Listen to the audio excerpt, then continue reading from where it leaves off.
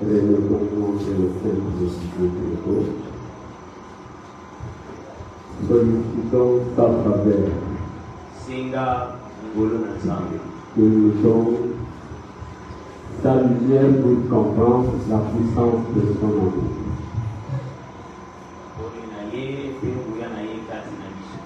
Pour que nous puissions comprendre la puissance de son amour. Prions au nom de Jésus-Christ.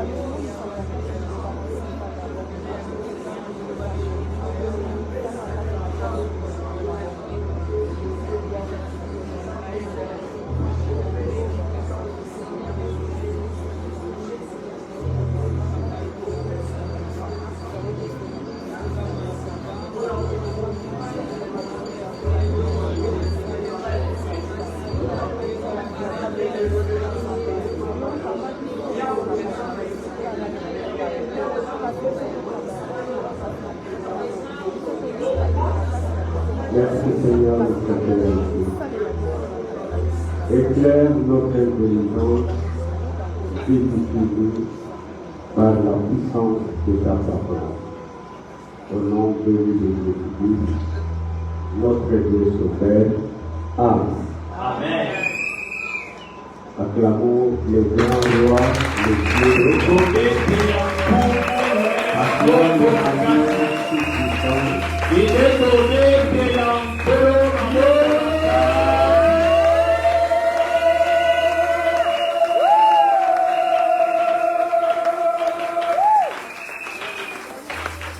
la description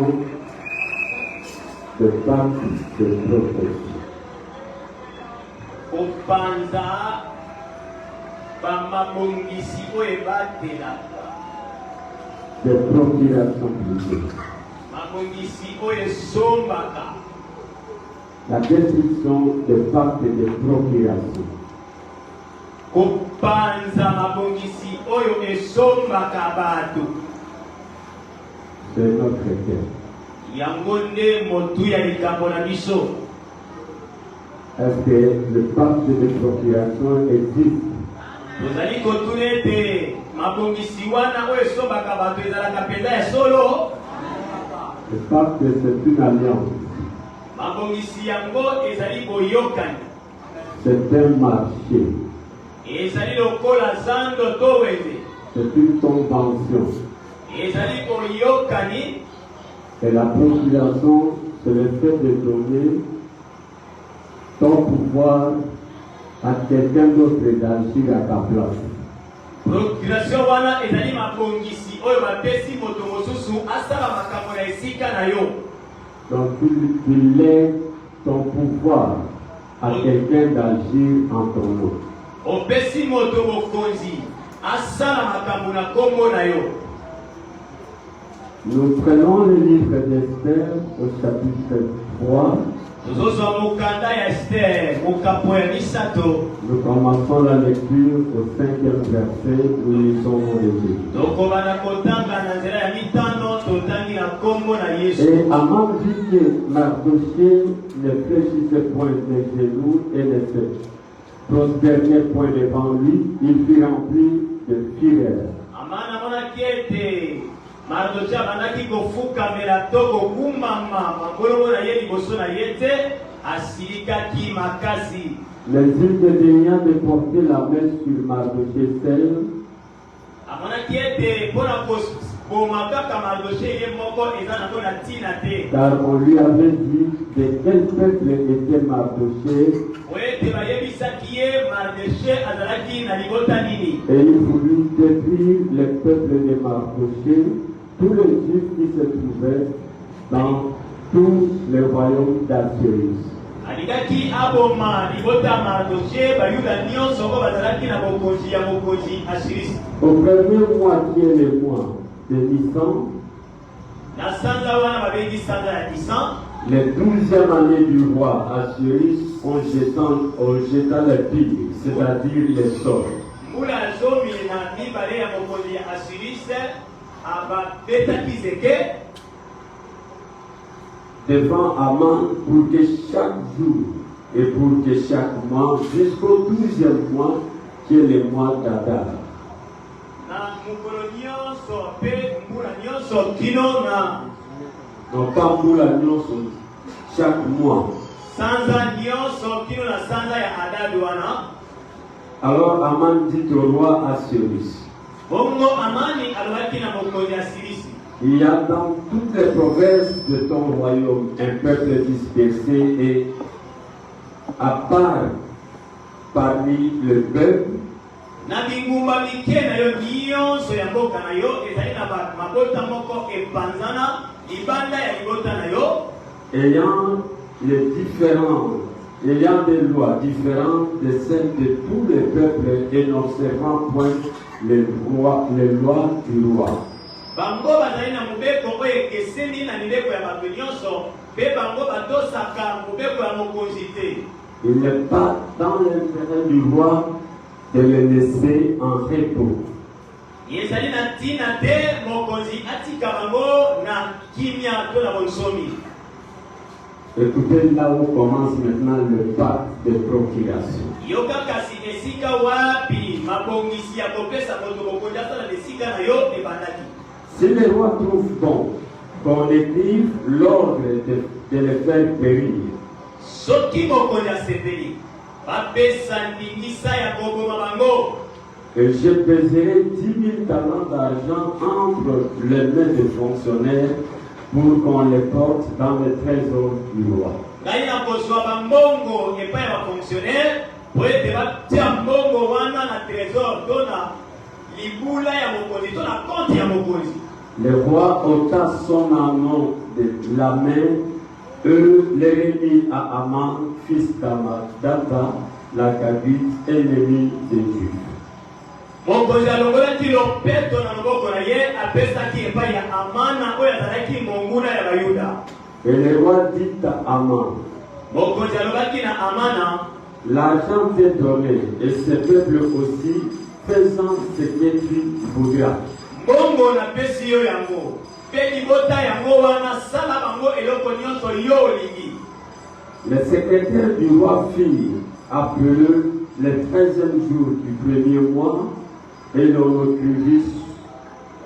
écrivit basali ya mokonzi bakomaki na mokolo wana nde bakomi mikanda suivant tout ce qui fut ordonné par Aman au satrape du roi, ndenge Amana alobaki epai ya bato ya mosala ya mokonzi au gouverneur de chaque province na bakengeli ya bingumba mike ya bingumba mike nyonso et au chef de chaque peuple, mpe na mokonzi ya libota nyonso, à chaque province selon son écriture et à chaque peuple selon sa langue.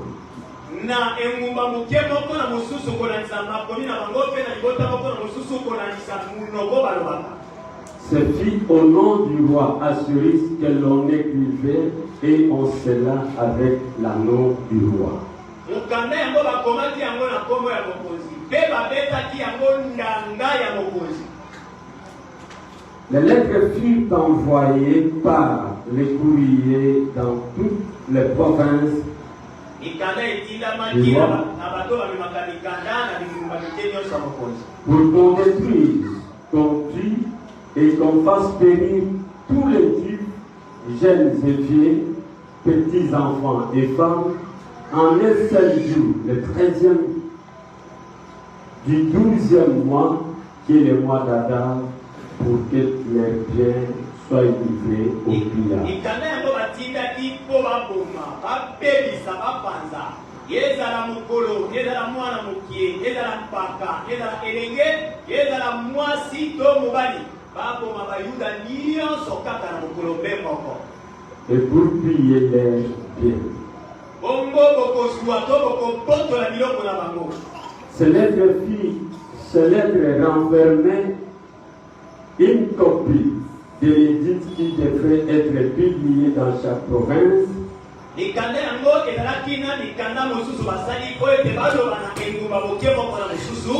inviter tous les peuples à se tenir prêts pour ce jour-là.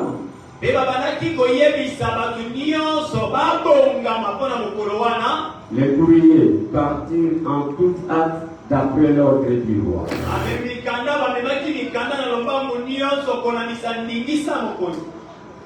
L'édit fut aussi publié dans Suisse, la capitale, et tandis que le roi et Aman étaient à boire, la ville de Suisse était dans la consternation. Suisse yango wana ezalaki capitale ya mboka wana mokonzi na Amanda bandaki komela engumba to mboka nyonso ezalaki na mawato na pasi. Amen. Amen. Alléluia. Amen. Ici, nous venons de lire un texte qui nous démontre le pacte de procuration.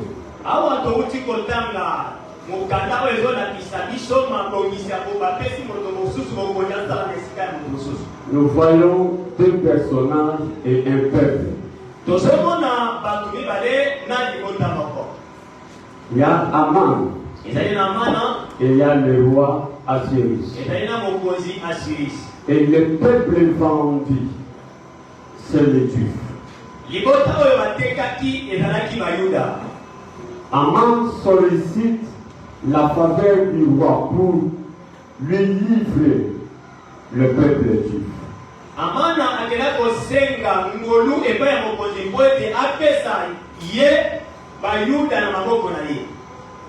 Ils se sont convenus. Le roi autorise Aman d'agir en son nom.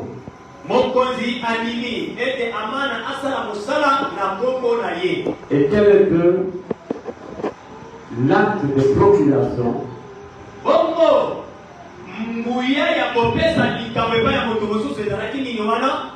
C'était le péril,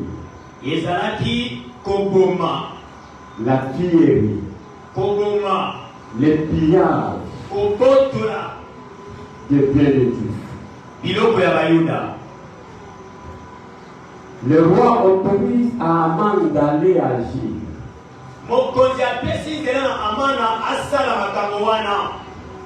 Et Aman savait que dans tout pacte de procuration, il faut qu'il y ait un sacrifice, une portion que vous devez verser.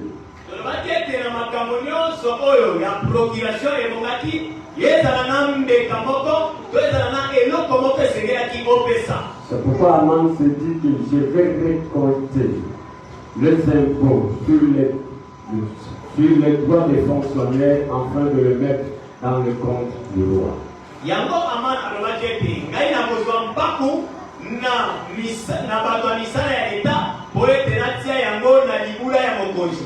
Et le pacte était conclu.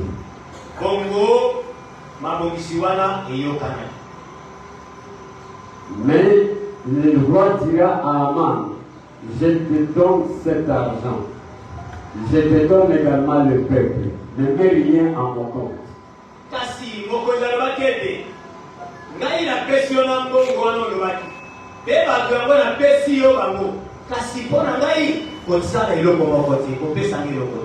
Alléluia. Amen. Que celui qui a l'intelligence de voir, de comprendre les choses comprenne.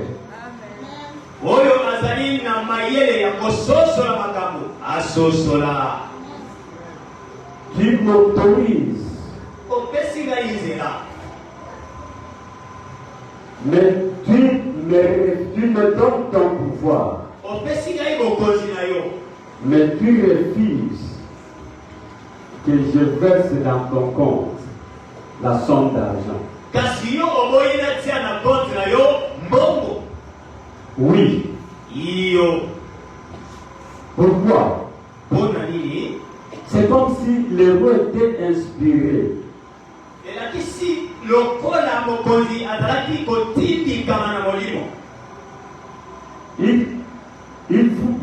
Il avait révisé. C'est comme s'il savait que la reine que j'ai fait partie de ce peuple qu'Aman me demande de détruire.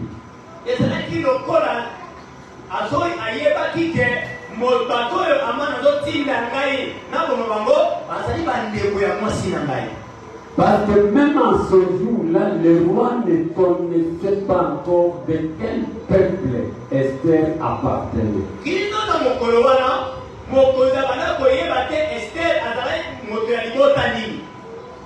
Il ne connaissait pas non plus de quel peuple Mardochée était.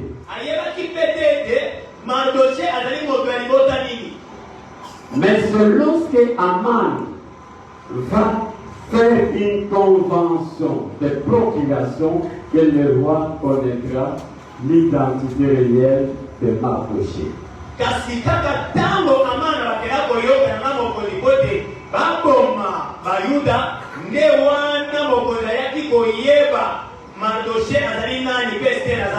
Non, pas encore Esther.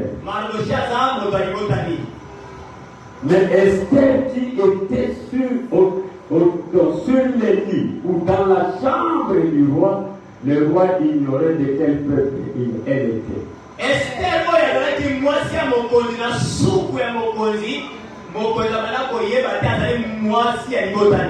Alléluia. Amen.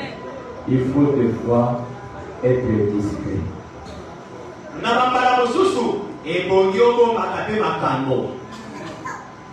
La discrétion peut t'épargner. Quand tu défends tes secrets, tu suscites aussi l'animosité de tes ennemis. La jalousie de tes ennemis. Tu leur ouvres la porte de tout combattre. Quelqu'un comprend? Alléluia. Mais je vois dans le roi Assuérus l'image de notre Seigneur Jésus-Christ.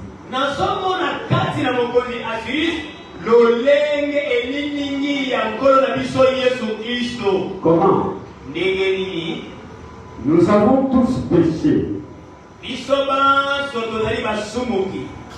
Dieu n'a pas dérobé le pouvoir, la gloire, la force qu'avait le chérubin protecteur dans le ciel.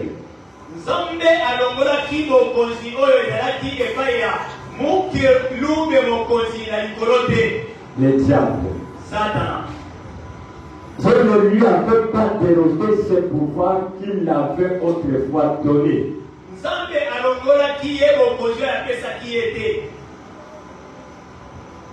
Même quand le diable nous attaque,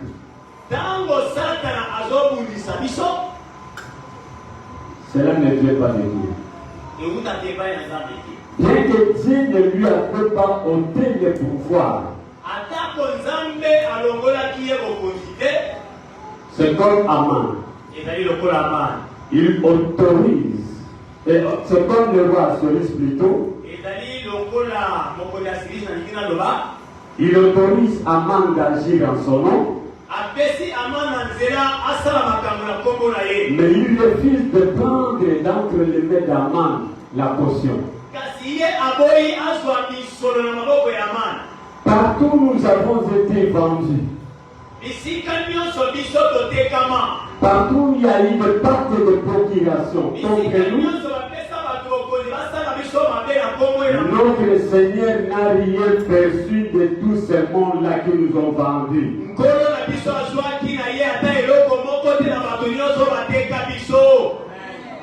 C'est pourquoi, lorsque le pacte, lorsque la destruction est arrêtée, le roi interviendra.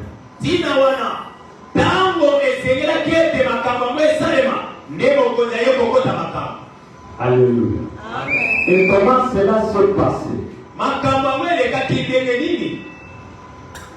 Aman ayant compris toutes les choses,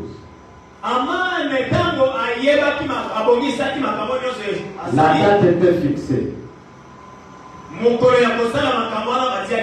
C'était le 13e jour du 12e mois.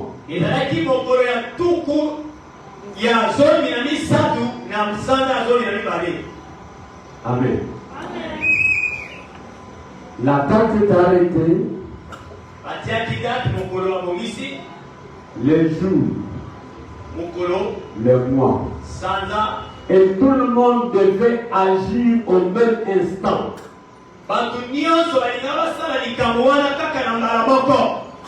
Mais avant ce jour, le peuple averti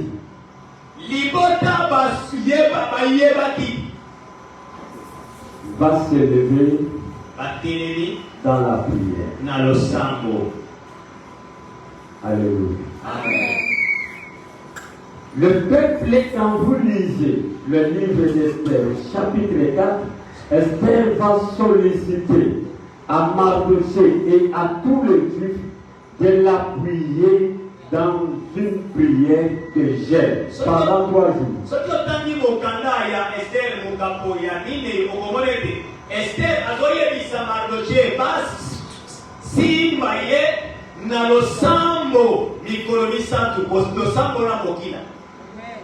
La prière, le sambo, c'est la puissance capable de détruire les pactes de procuration.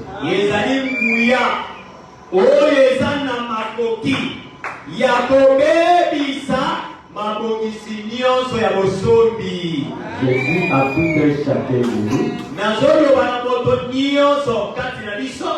d'une manière ou d'une autre,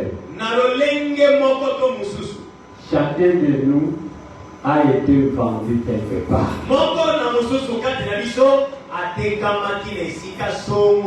Il y a eu des malédictions prononcées sur nos vies. Il y a eu de mauvais sorts lancés sur nos vies. Nous les voyons dans nos rêves. Nous les voyons dans les échecs répétés dans nos vies. Nous les voyons dans de diverses maladies. Nous les voyons par la mort qui se répète de la même manière dans nos familles.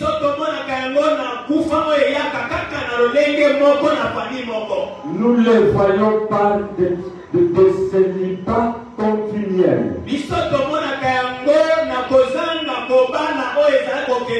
Nous les voyons par une souffrance éternelle. Et parfois notre plaie ne se guérit pas. Alléluia. Amen. Nous constatons toutes ces choses par des déceptions répétées.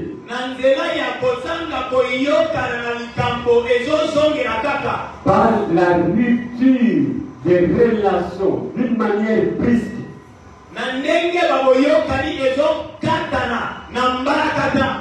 Par la perte de la finance. Par le dysfonctionnement dans le mariage. Ne dormez pas.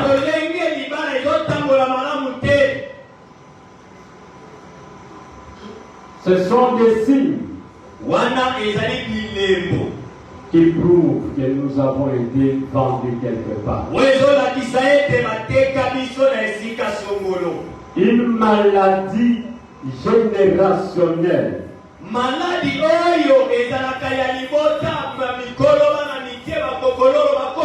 D'échec générationnel.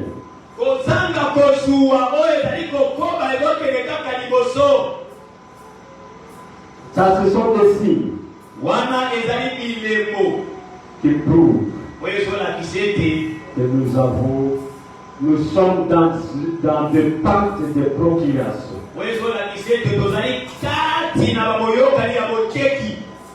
Alléluia. Amen. Alléluia. Amen. Nous constatons la puissance de tous ces pactes dans nos vies par l'opposition dans la foi chrétienne.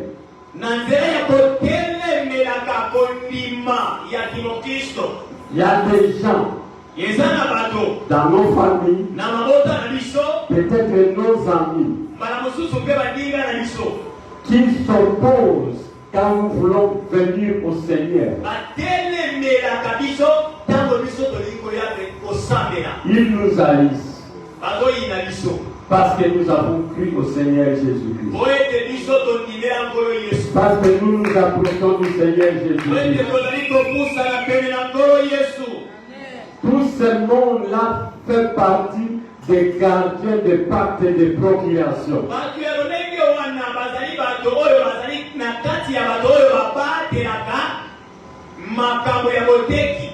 Alléluia. Ils ne le font pas au hasard. Ils sont utilisés par les diables. Parce que le diable connaît le Seigneur Jésus-Christ. Le diable connaît que Jésus-Christ est le Rédempteur. Le diable connaît que Jésus-Christ est le racheteur. Le diable connaît que Jésus-Christ est le sauveur de quiconque croit en lui. Et il sait que si je laisse cet homme, cet enfant, cette femme croire en Jésus, il sera dégagé du pacte de procuration.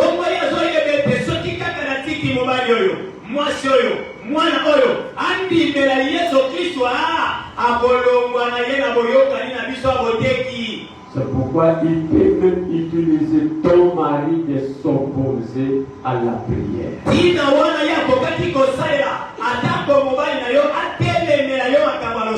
peut utiliser soit ta femme, ton enfant, ton ami, ton parent, pour qu'il t'empêche d'aller servir le Seigneur.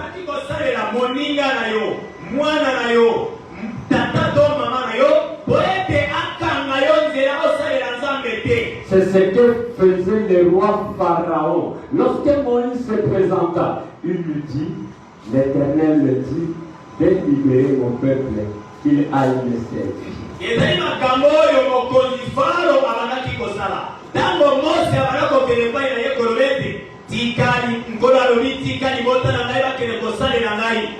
Servir le Seigneur a un prix.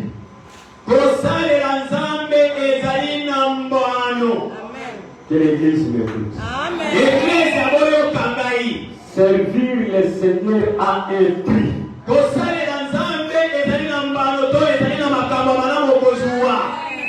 Heureux ou heureuse l'homme ou la femme qui se donne à servir le Seigneur.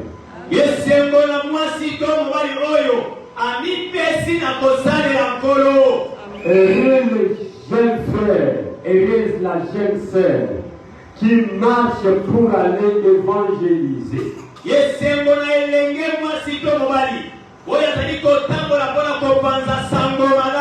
Heureuse la personne qui se met en route, qui a la peine de voir comment les gens sont encore pécheurs.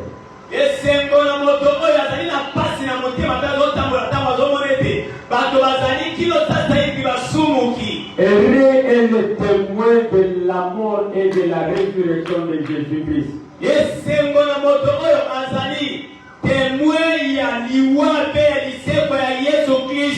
Parce qu'il a un salaire. Parce qu'il a un prix à obtenir. Son salaire Primo, c'est sa propre délivrance. Et le Seigneur sera à ses côtés pour combattre ses ennemis.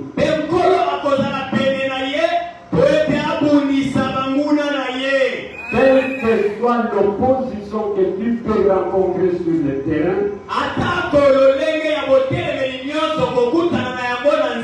il est écrit, l'ouvrier mérite son salaire. Celui qui plie ses genoux, celui qui fléchit ses genoux pour invoquer le Seigneur, afin que l'évangile soit propagé dans le monde. Celui qui utilise son corps comme le temple de Dieu,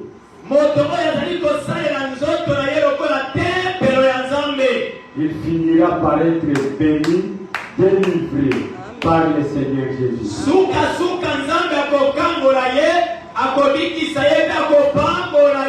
Et le Seigneur combattra tous ceux qui le combattent.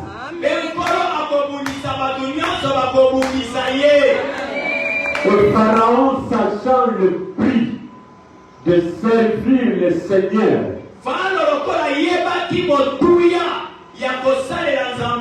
il dit à Moïse, tu veux distraire ce peuple? Qui est l'Éternel pour que j'abandonne ce peuple pour aller le servir?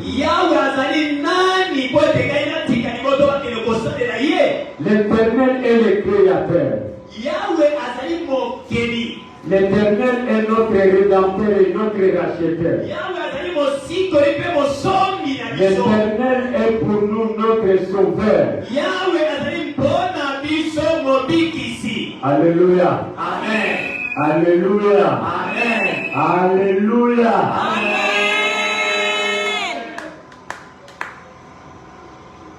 C'est pourquoi ceux qui s'opposent à ta foi,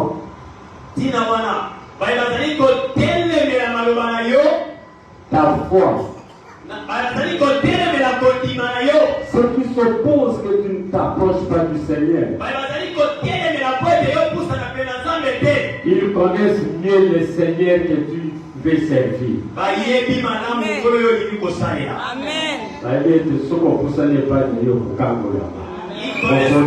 t'approches de lui, tu seras sauvé, tu seras guéri, tu seras béni.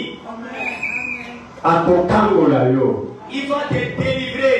Donc, il y dit que soki natiki mama azambi Yesu ngana kozasi na bokonzi likolo na liete. Les sorciers connaissent si je laisse maman recevoir Jésus-Christ, je n'aurai plus de pouvoir sur lui. C'est pourquoi il va te injecter une fatigue spirituelle. Yango wana akopesa yo molebu ya molimo. Une lourdeur spirituelle. Kilo ya molimo. Pour que tu ne t'approches pas du Seigneur. Pour que tu n'adores pas le Seigneur. Là où on prêche la parole de Dieu, qui peut te délivrer.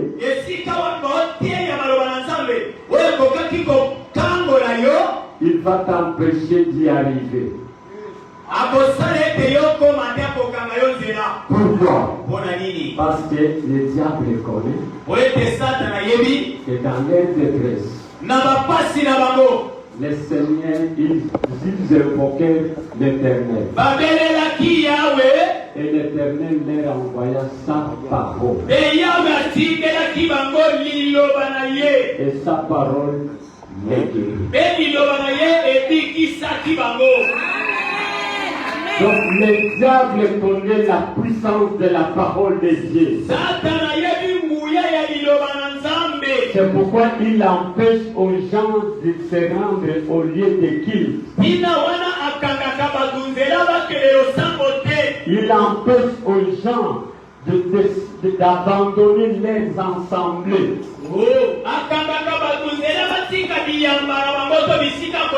Ils empêchent les gens de s'absenter au culte. Parce qu'il connaît la puissance de la parole. Il sait que la parole, une fois que la personne écoute et croit la parole de Dieu, la foi qu'il aura à la parole de Dieu le guérira, le délivrera. La foi va la sauver. Et connaissant toutes ces choses, il sème une lourdeur, une fatigue. Il crée des futilités dans nos vies pour nous empêcher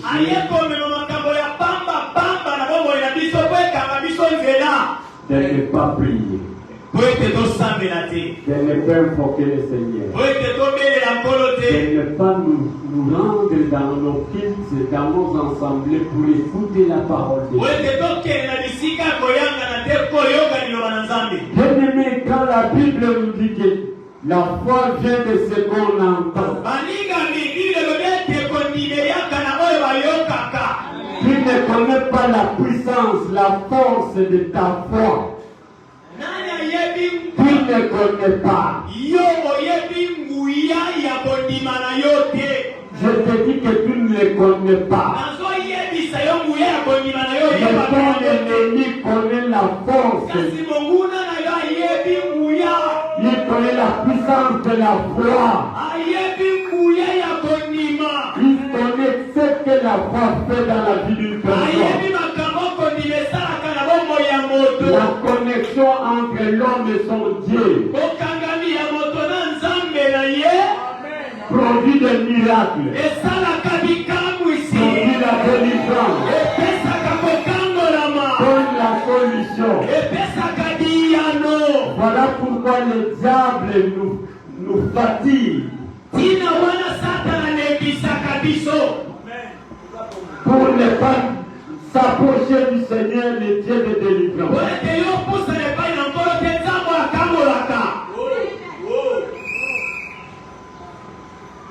Là, je parle sur l'opposition de la foi.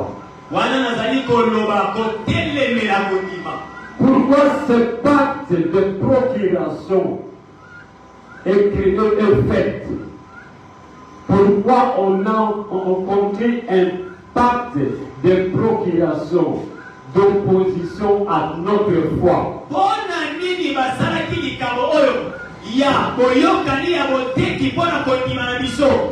Parce qu'ils connaissent la puissance de la foi.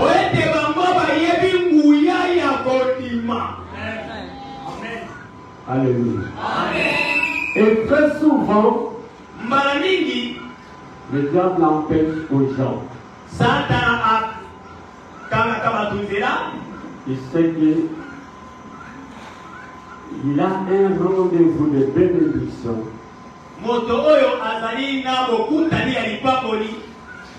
Il doit payer des obstacles pour ne pas y arriver. Afin de te maintenir dans la même position de souffrance.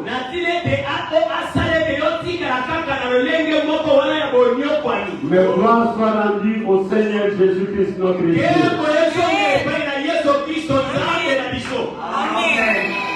Amen. Ce qu'il arrête pour une personne, il finit par l'accomplir. Je vous dis que ce message c'est pour ta délivrance.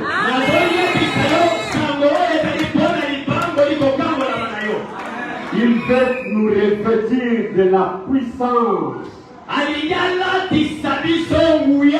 Il vient nous réveiller pour que nous nous adonnions à la prière et à l'obéissance à sa parole.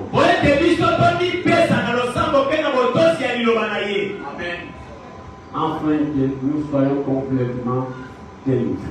Natina ete tokambola mamobimba. Amen. Amen. Qui aime sa délivrance? Nani yango alingaka kokambola manaye? Qui aime être libéré? Nani alingaka ete azala na bonsomi? Approche-toi du Seigneur Jésus. Usana pele na Yesu Kristo. Crois en lui. Nimela ye. Sers-le avec obéissance. Salela ye na botosi. Amen. Et une vie de prière fervente. Zalana bombo ya losambo ya makasi. Amen. Et tu verras que tes ennemis tomberont en lambeaux. Bongo yo komona banguna na yo bakokweya biteni. Amen. Je vous recommande d'aller lire Esther 4, Esther 5, Esther chapitre 6, Ok, le kotanga mukanda ya Esther, mukamba misaku ya Minei, ya Sambo, Mutoba. et le chapitre 9. Et le chapitre 9. Pe mukanda ya Esther, mukapuya. Mais je vais résumer. Mulibwa. Je vais résumer Na lingina kiloba ya mona bokuse. ce qui est dit dans ce chapitre. Oyo elobama na bisika wana. Bien aimé, le pacte de procuration existe. Balingani, boyokani ya boteki ezali.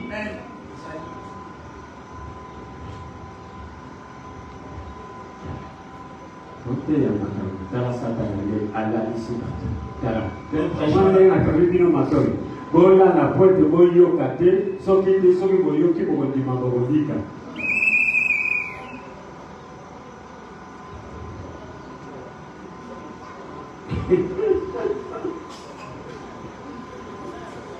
Alléluia.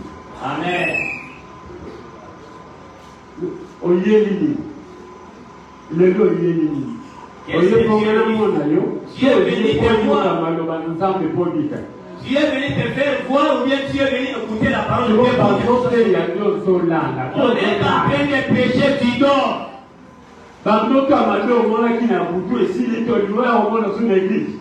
Le vrai songe que tu as eu la nuit n'est pas encore fini, tu veux en avoir ici à l'église. Ici, c'est le lieu d'écouter la parole de Dieu. Cette parole qui te sauvera. Je n'ai pas mis de lit ici pour que tu dors. Tu t'endors. Amen. Ce n'est pas le dortoir ici. Ici, c'est le réfectoire. Alléluia. Alléluia. Comment tu es à table, le diable en train de s'honorer.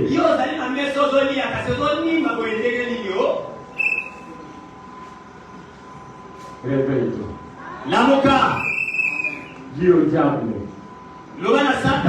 Sors de ma vie. Chasse-les maintenant. Dis Satan, libère-moi. Éloigne-toi de moi. Je vais écouter la parole du salut. Au nom de Jésus. Voilà, tu dis pour être sauvé. Alléluia. Amen. Qu'est-ce que ces chapitres disent?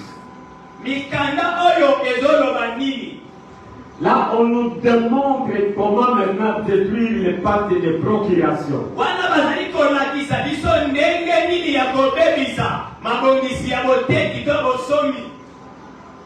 Amen. Amen. Amen, amen. Amen. Ok, je vais vous aider. Parce que je suis jaloux. Je voudrais qu'à partir de ce premier jour du mois de mars, je vais avoir des brebis délivrées. Amen. Des brebis guéries. Amen. des brebis connectées au Seigneur. Des brebis bénies, délivrées et riches. C'est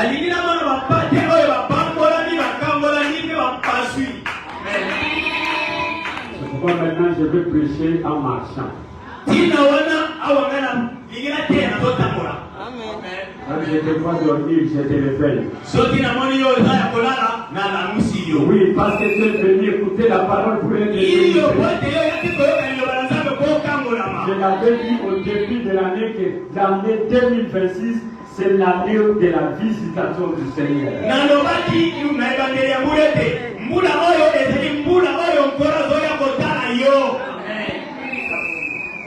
Alléluia. Amen. Ce livre nous raconte comment les Juifs, ce peuple vendu, ont pris l'engagement de rechercher le Seigneur leur Dieu.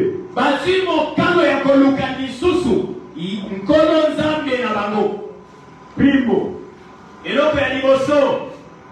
ils ont gêné et ils ont prié. J'ai dit quoi?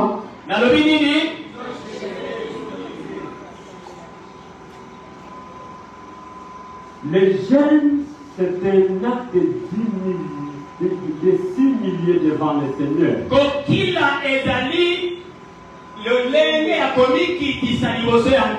Pour dire au Seigneur, sans toi, je ne peux rien. Je n'ai pas la force de me dégager dans les filets du Seigneur. Ma force, c'est toi, Jésus-Christ. Ma force, c'est toi, Jésus-Christ. C'est pourquoi j'abandonne les manchés. J'abandonne mon lit. J'abandonne mon intimité conjugale pour un temps.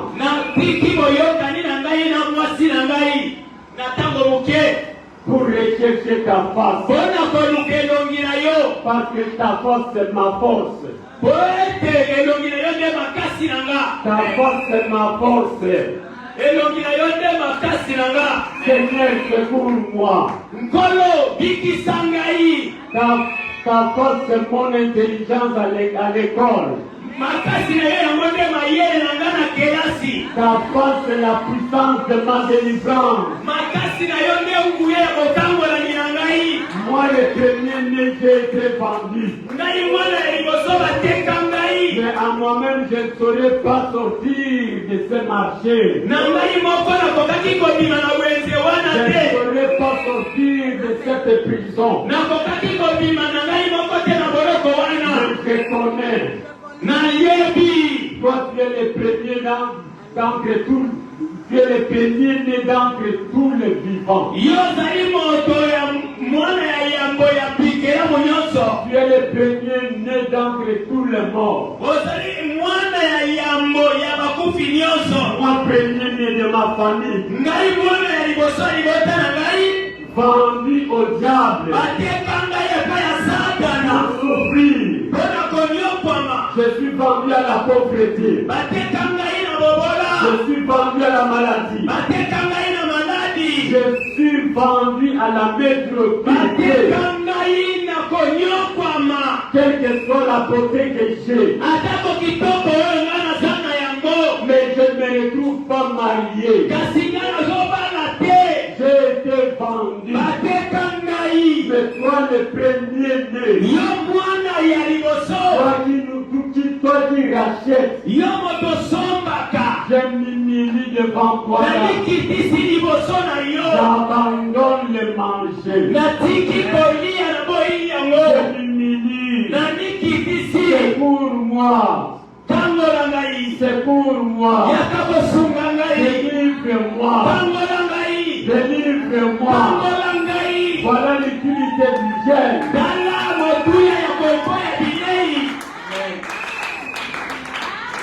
On se met en prière. Ne faites pas une grève de faim. Ne faites pas une grève de faim. Mais il faut, quand tu gênes, il faut associer les gènes avec la prière.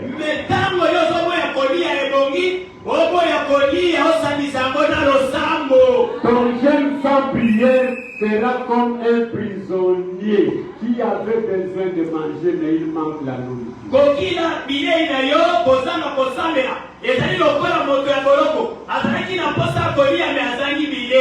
Les gènes doivent associer avec la prière.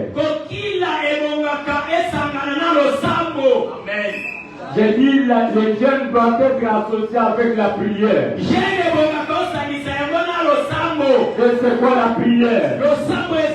La prière, c'est mon adresse à Dieu. La prière, c'est ma demande à Dieu. C'est ma supplication. Je plains, Seigneur. Ne m'abandonne pas. Seigneur, délivre-moi. Seigneur, sans toi, je ne saurais pas. Le Dieu qui écoute la prière. Le Dieu qui écoute la prière viendra à notre secours et il nous délivrera. Les vagues de procuration tomberont. Les vagues de procuration seront brisées. Que la délivrance sera notre part. Nous allons même récupérer nos bénédictions générationnelles.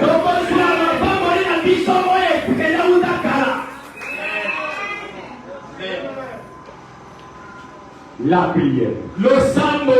Chaîne de prière. Alléluia.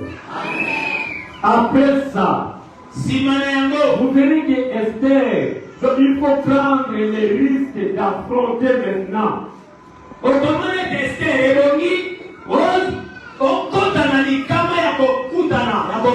Esther se dit, après les jeûnes et la prière,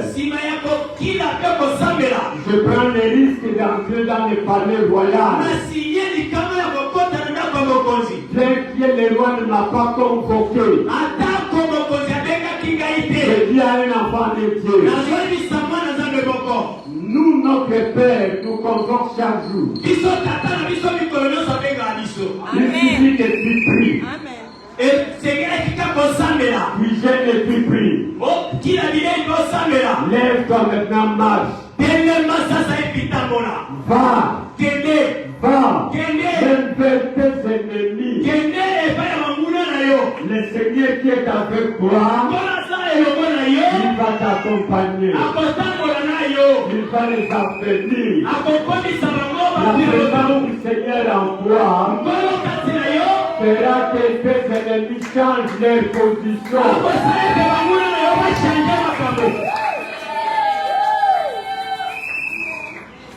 Oh, nous devons prier le Seigneur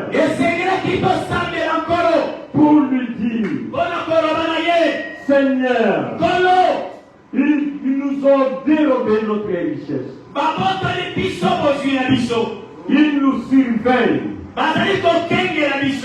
Ils ont nos photos dans leurs hôtels.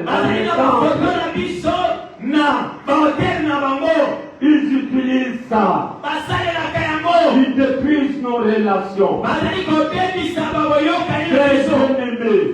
Très bien-aimés, nous devons nous lever dans la prière pour détruire toutes les connexions sataniques avec nous. La quelqu'un qui écoute. Ce message nous est prêché pour qu'en 2026, tu ne sois plus connecté avec les diables.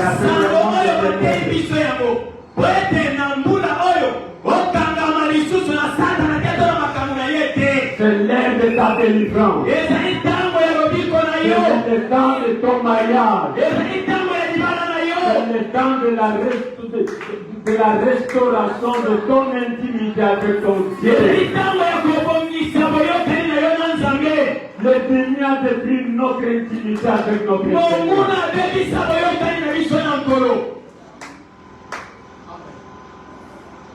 Nous n'avons qu'un Dieu de bouche et non un Dieu de cœur. Mais nous devons récupérer cette relation. Que le Seigneur soit dans nos cœurs. Que le Seigneur soit dans ton cœur. Que le Seigneur soit dans ton âme. Que le Seigneur soit dans ton esprit. Tu es d'accord avec moi? Tu es d'accord avec moi?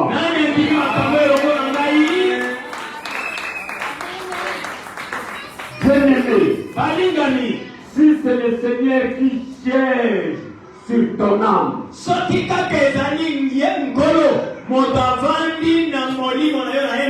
dans ton esprit,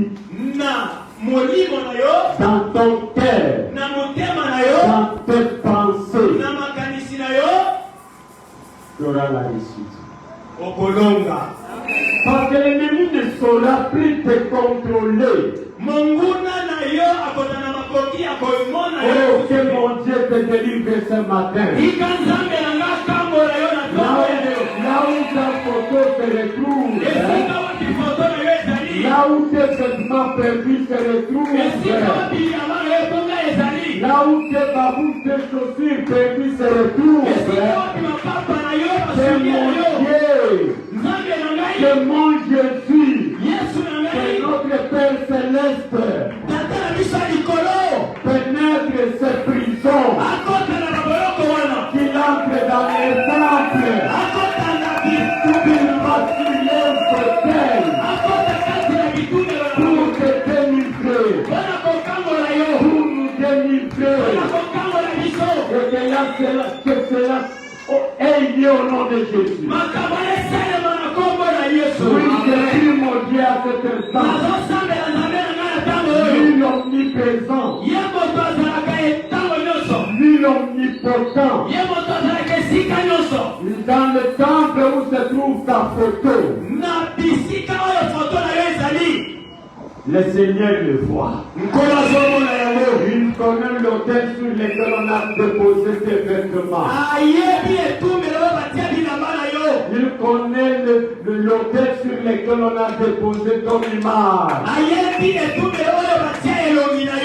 Il voit ceux qui te contrôlent. J'avais une nièce, ou j'ai une nièce.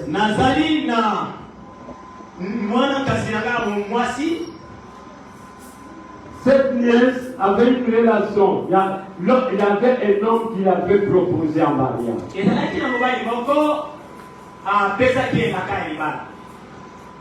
Or, cette famille a des actes de procuration.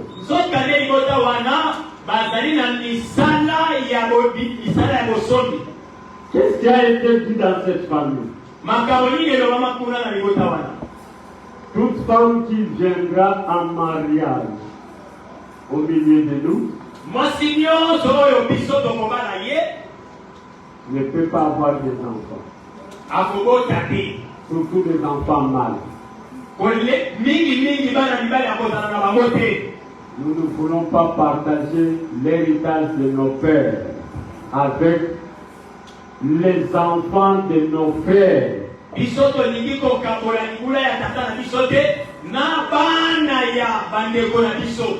ce sont les femmes, les sœurs qui ont fait ce pacte de procuration.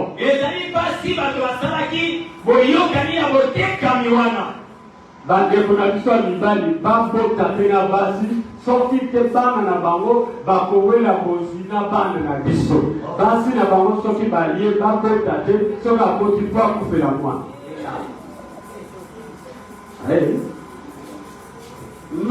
Ma nièce est entrée dans cette famille.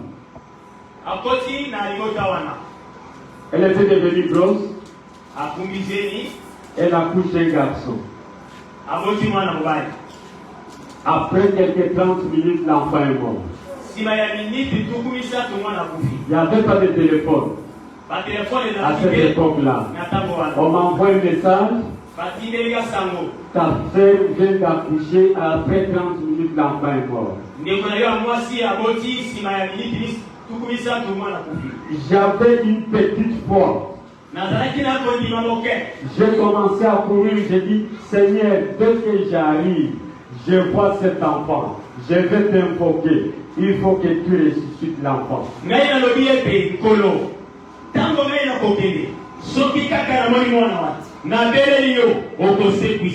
Vous savez ce qui est arrivé? Avant que j'arrive, ils ont couru avec le cadavre pour entrer. Et je suis arrivé en état. Et après la suite, à chaque fois que ma nièce concevait, c'était des fausses couches. C'était des avortements.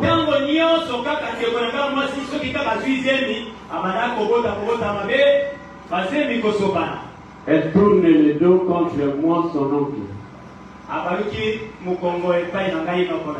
Si je fais des fausses couches, c'est toi.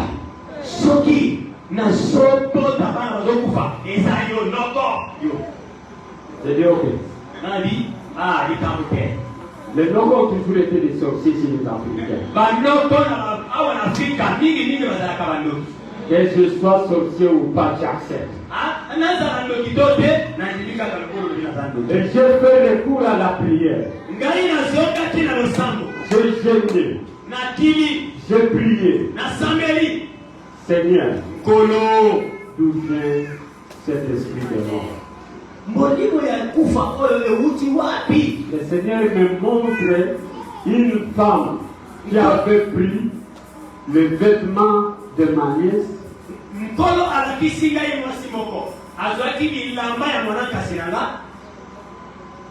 Un jour, elle lui avait demandé, maman, vous permettre un soutien à elle. Elle a porté ça. Le vêtement. Ma nièce croit que c'est sa belle-sœur.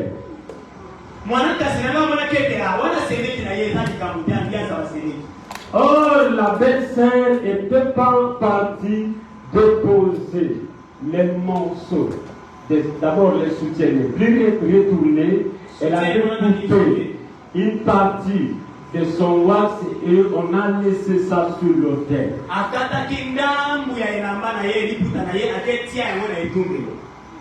Dieu me montre ça. Il dit, va tôt le matin. Avant que ta nièce ne sorte. J'arrive chez elle. Elle dormait encore. J'ai demandé la chaise. Et ceux qui m'ont accueilli, c'était le belle-sœur. Donc on a tout. Ok, très tôt matin comme ça. Il dit oui, je vais vous visiter. Est-ce qu'elle est là? Oui, elle est encore à la maison. Et son mari? Il est encore là. Je dis Seigneur, merci. J'ai attendu jusqu'au. Ils se sont préparés. La femme a servi son dossier, ce monsieur est parti au boulot. Elle a arrangé les maisons. Et elle me dit, donc tu peux entrer. Et puis tu fais appel à un sorcier d'entrer dans ta maison. Et ce jour, j'étais parti en sorcellerie au nom de Jésus-Christ.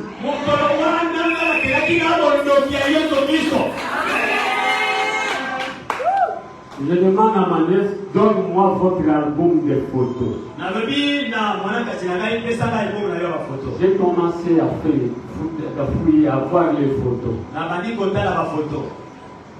J'arrive sur la photo de la femme que j'ai vue avec les vêtements de ma nièce.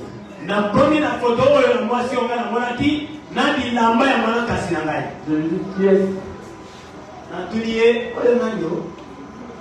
Elle me répond, c'est ma belle-sœur. Comment elle s'appelle? Elle me donne son nom. Alors, un jour, j'avais un soutien de couleur blanc. Elle avait porté ça? Oui.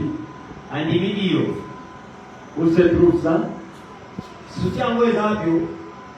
Elle ne m'a jamais fait retourner ça. Tu as des pagnes de telle couleur? Oui. Fais sortir ces pagnes. Vérifions ensemble. Qui avait coupé un morceau? J'avais dit à ma belle-sœur que tu vois sur la photo. Lorsqu'elle est rentrée avec le pain, j'ai vu le pain était coupé. Quand je lui ai posé la question, mais comment ça? On s'était déchiré. Je dis Seigneur, merci. Tu ne m'as pas menti. Tu m'as ouvert l'intelligence. Je dis maintenant, je vais te dire pourquoi tu ne conçois pas. Je ne suis pas sorti. Mais ta belle-sœur ici. Tous ton soutien, le morceau de tes pagnes se retrouve sur un autel dans un temple de la sorcellerie.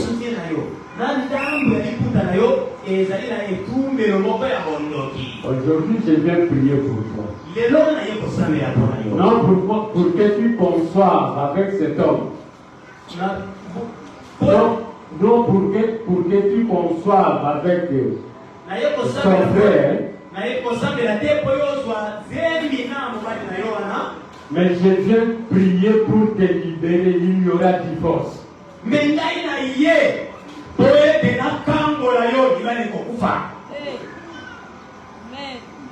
c'est ce que le Seigneur m'avait dit. Je dis, mais Seigneur, pourquoi? Il me dit, l'acte de procuration, le pacte de procuration qui est là, elle ne saura pas.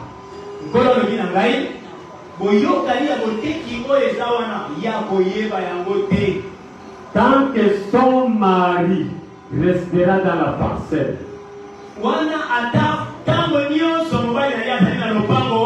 même si son mari s'achetait une parcelle, le pacte est tel que tout garçon de cette famille, ses enfants ne peuvent pas hériter avec leur neveu ou leur nièce.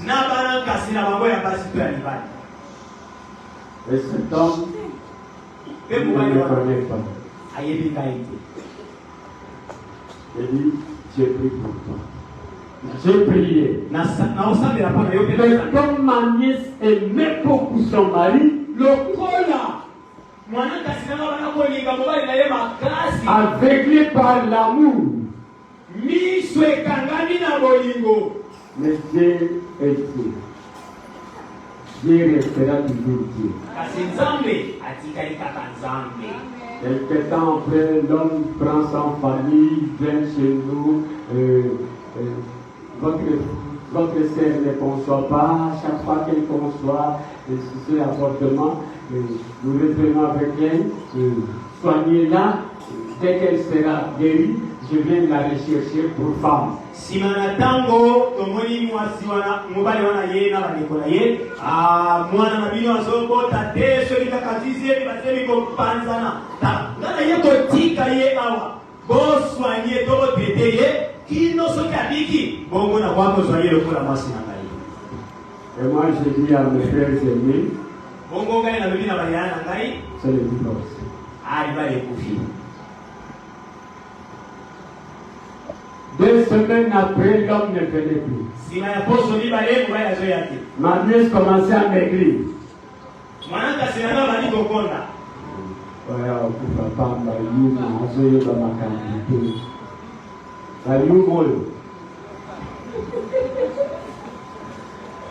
Alléluia.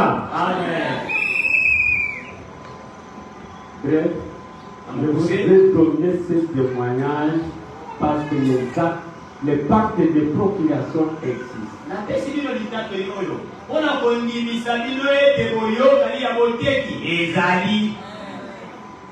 J'ai récupéré la nièce, mais aujourd'hui, elle s'est mariée. Elle est mère de 5 enfants.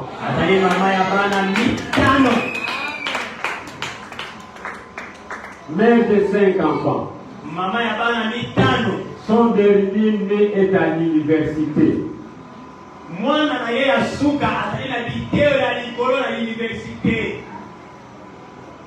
La prière a pris. La prière a délivré. La prière a restauré. La prière a béni.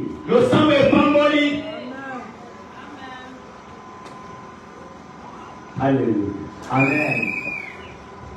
Bien-aimé, la voie de la destruction du prisme des pactes de procuration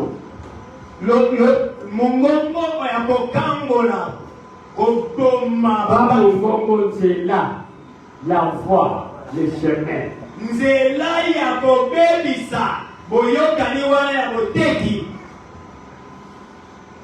C'est l'obéissance au Seigneur. C'est l'amour. C'est aimer Dieu. C'est obéir.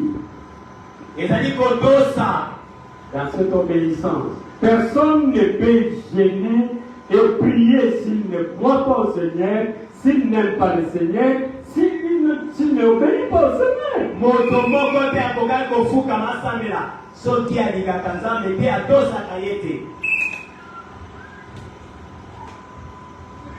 Que l'esprit de l'obéissance au Seigneur inonde nos cœurs.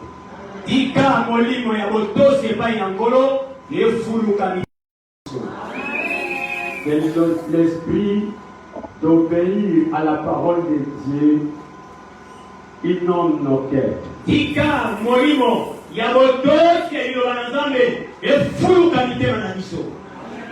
Que la force du Très-Haut revienne dans nos vies.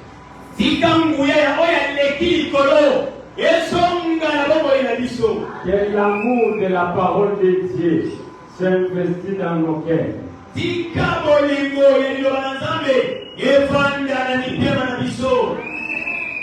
Que les ailes de servir le Seigneur nous engloutissent.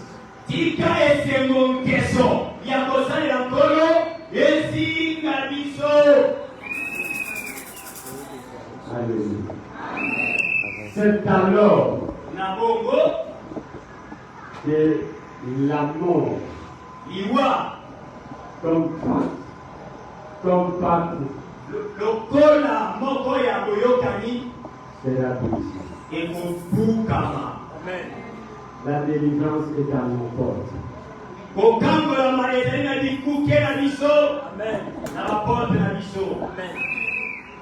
Au jour où tu étais vendu, mon frère, j'ai fait un sacrifice donné. Parfois les sang d'un innocent.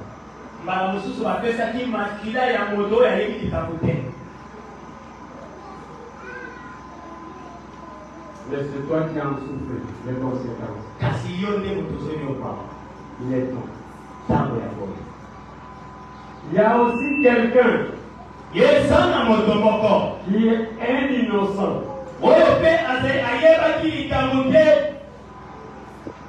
Qui a été vendu par un certain Judas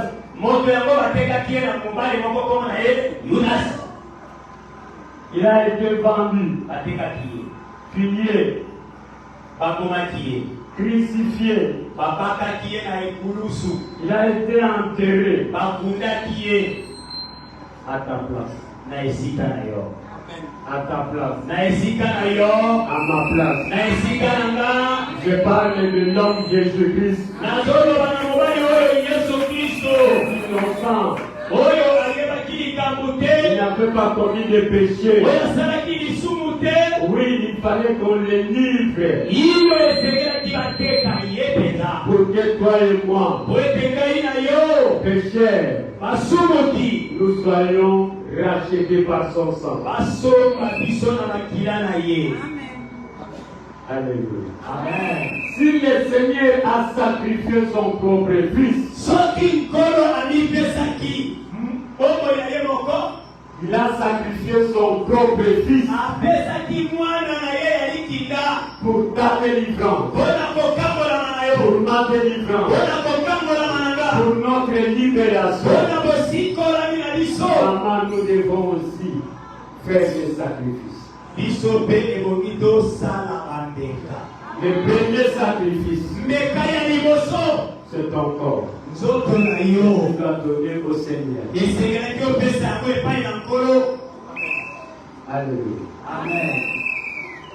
Le sacrifice est racheté par un sacrifice.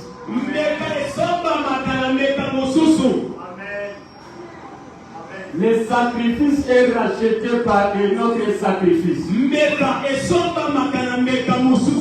C'est pourquoi je ne me gênerai pas de vous dire. Si c'est ton argent qui a été vendu, tu vas racheter cet argent par quoi? Le Seigneur Jésus-Christ a fait son service.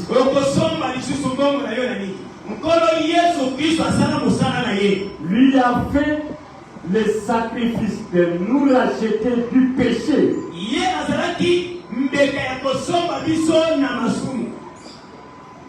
Celui qui comprend les combattu sur le plan financier.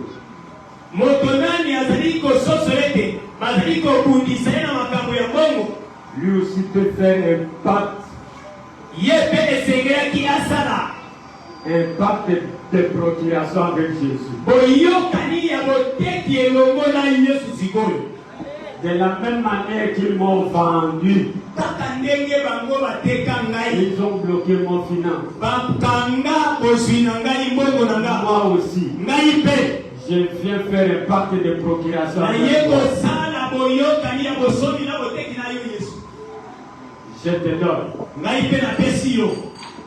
Non parce que tu me le donneras à cause de cet argent, mais c'est ainsi.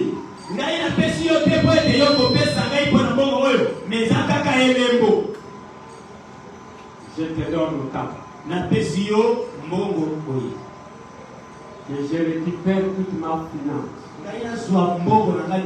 Tous les jours de ma vie. Même ceux qui viendront après moi. Tant que tu ne reviendras pas.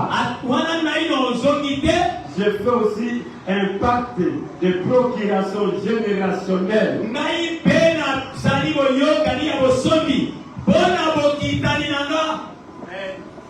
Qu'il ne meure pas pauvre. Mais qu'il soit riche. Qu'il ne soit plus de célibataire. Mais qu'ils soient bénis dans leur mariage. Qu'on n'utilise plus leurs photos. Mais partout les images iront.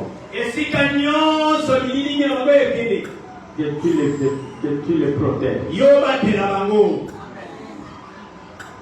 Alléluia. Amen. Que le Seigneur bénisse sa parole. Que le Seigneur bénisse sa parole. Que le Seigneur bénisse sa parole.